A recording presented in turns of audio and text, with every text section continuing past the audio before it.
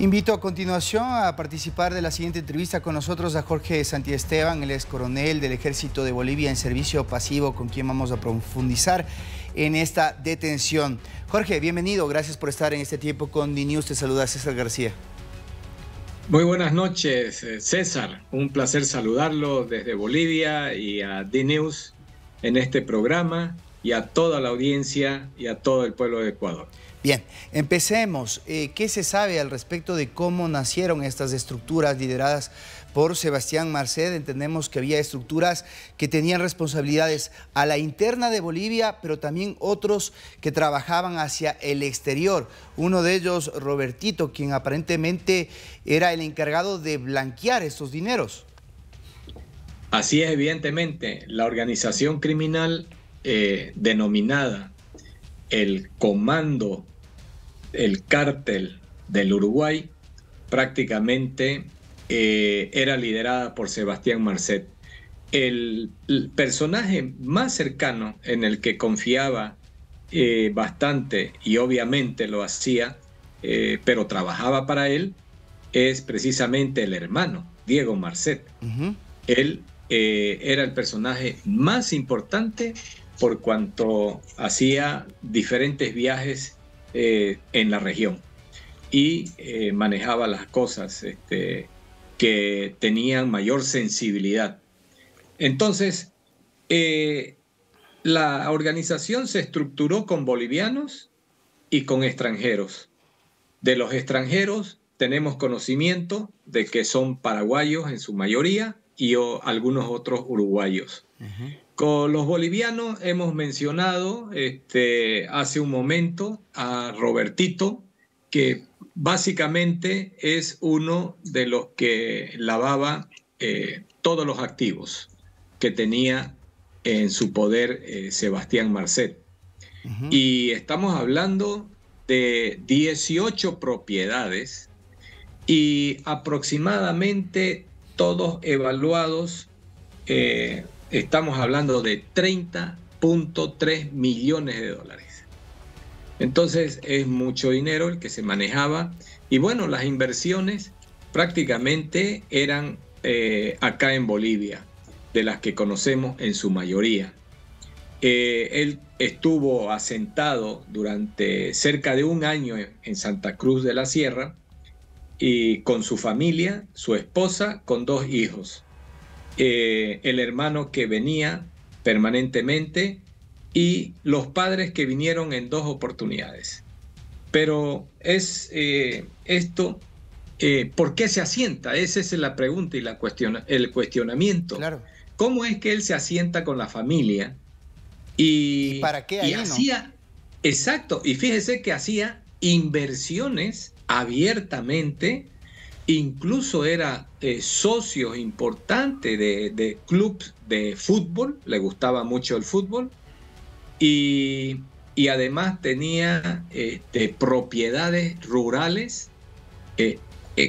extraordinariamente modernas en el campo. Y claro que la gente sabe quién es el vecino, cómo llega y qué hace. Pero no se denuncian porque hay un código. ¿El gobierno sabía también? Porque los vecinos evidentemente sabían, pero aquí aparentemente había coimas hacia la justicia boliviana que probablemente generó este ambiente propicio para que hagan lo que deseaban ahí en Bolivia. Claro, nada pueden hacer mientras no tengan conocimiento las autoridades.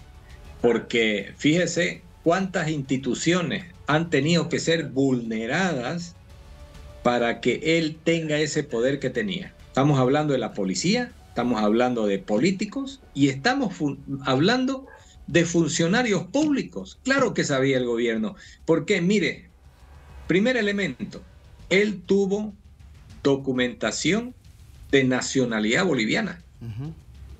Y eso se lo entregó el sistema de identificación. Y el sistema de identificación obviamente reconoce y sanciona, despide y procesa a uno de sus funcionarios que otorgó pasaporte, además de haberle otorgado la cédula de identidad. Entonces, los funcionarios de gobierno que trabajan en la administración pública tenían conocimiento de quién era Marcet. ¿Y qué cree que pasó para que el ministro del Interior ahora sí decida capturarlo? ¿O cuáles fueron las pruebas ya que colmaron la situación para que tengan que actuar? Hace 10 meses atrás, las autoridades paraguayas y uruguayas lo pusieron al tanto de la ubicación prácticamente de Sebastián Marcet en Bolivia. Pero en el presente año, en un viaje que hicieron de coordinación con otras autoridades de Bolivia en Paraguay, le dijeron exactamente las mismas autoridades dónde estaba ubicado Sebastián Marcet en Bolivia y que deberían capturarlo porque ya tenía sello rojo. Entonces, ante esa presión externa, es que recién el gobierno boliviano procede a realizar la búsqueda de Sebastián Marcet en Santa Cruz. Mire, un ejemplo, a ver, y no es ejemplo, sino más bien para ser directos. El sistema de inteligencia de Paraguay, Uruguay y la DEA conocían la calle y el número de domicilio de Sebastián Marcet. El gobierno boliviano no conocía, pero le pasaron la información. Realizan un operativo y 1 hora antes que llegue la policía, Sebastián Marcet se marchó con toda su familia, llevando lo que podía, y hasta el día de hoy ya van cerca de 13 días, 14 días de que está perdido. O sea, entonces, en ese momento se tiene información de que ya no está en Bolivia. Pero esa no es una información oficial y además... No, eso es lo que consulto yo. Los datos que se manejan en este momento es que no está en Bolivia o hay presunciones de que se mantiene en territorio boliviano.